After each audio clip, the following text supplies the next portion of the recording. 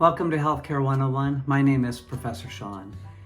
My goal behind producing this series and these courses were based on many conversations I've had with friends and colleagues just about the complexities of healthcare.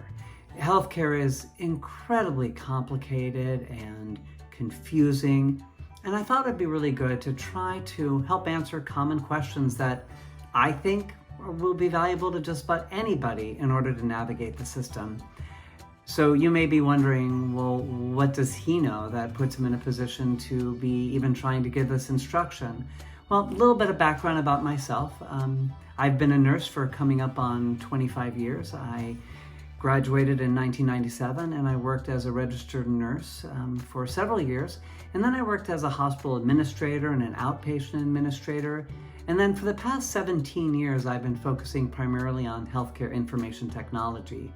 For those who don't know, that means my job has been to help provide physicians and clinicians with tools that help them capture and document an electronic health record, as well as providing patients tools to interact with the clinic and the organization, to pay their bills.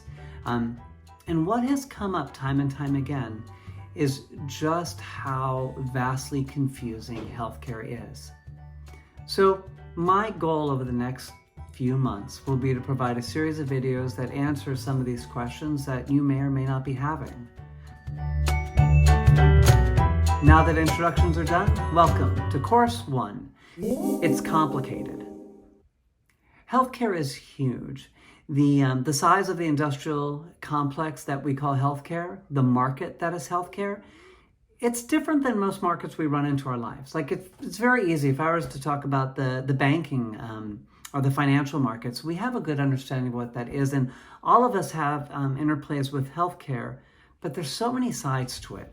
There are governmental aspects, there are regulatory aspects, there are nonprofits, for-profits, physician groups, skilled nursing facilities, and the list goes on and on. So what I thought would be helpful is if I put in a perspective of the gross domestic product. So the United States every year, we have an idea about how much money we generate and process as a country. Well, did you know that in 2020, that over $4 trillion, $4.1 trillion to be exact, was spent on healthcare alone? Well, that accounts for close to 20% of our entire gross domestic product. That is 20 cents of every dollar. 20 cents of every dollar you have, I have, your parents spent, your kids spent.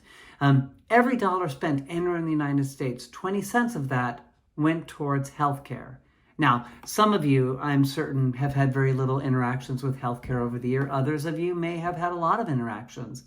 But just knowing on average that we're spending that much money on healthcare, it's important to keep in mind, because the more money we spend on healthcare in this country, the less money we'll have for other things that we need. Another comparison that I thought would be helpful is a lot of us talk about military spending, education spending, and other priorities that the government and the country have. Well, did you know that the amount of money that we spent on healthcare in 2020 was greater than 4 times the amount of money we spent when you combine military spending and educational spending? 4 times. So when you're dealing with something as complicated as that, it makes you wonder questions like, well, how much are we spending on healthcare? What does that really mean? Because $4.1 trillion is difficult to understand.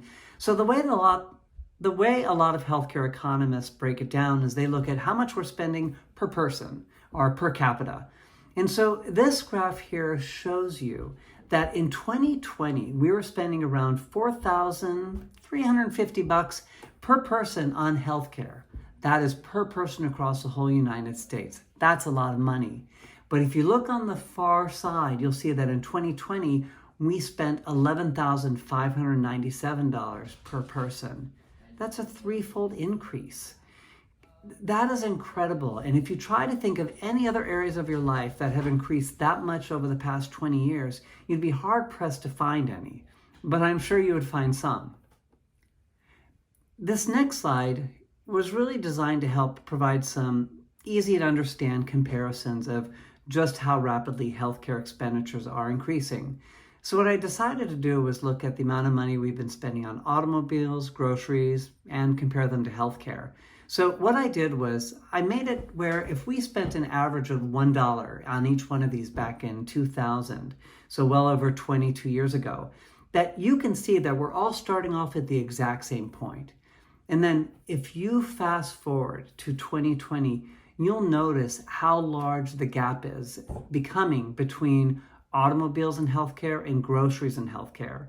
In fact, you can even see some of the gulfs and the gaps that are coming between groceries and automobile expenditures as automobiles have become more modern and more complicated.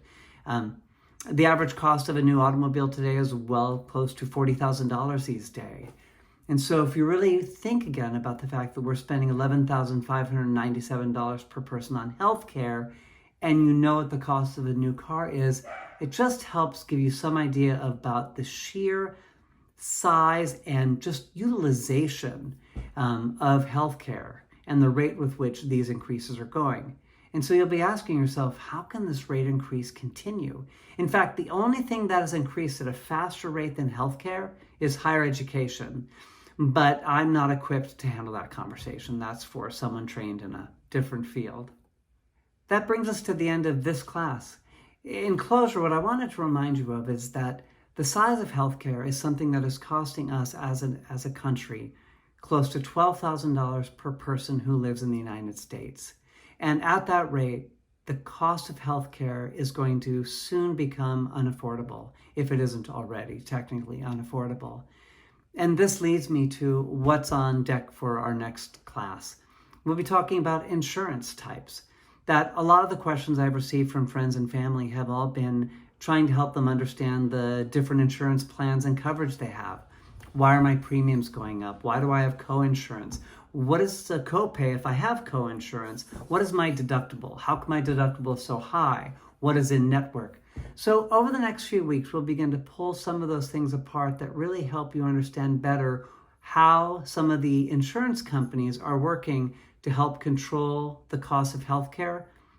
And that's purely by sharing some of the cost with you. If you liked the class tonight, please add some comments, and I really encourage you to subscribe to the channel so that you know when the next class is released.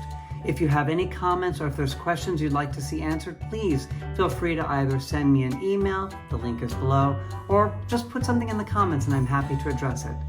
Criticism is also greatly appreciated. Thanks a lot. This is Professor Sean. Take care of each other.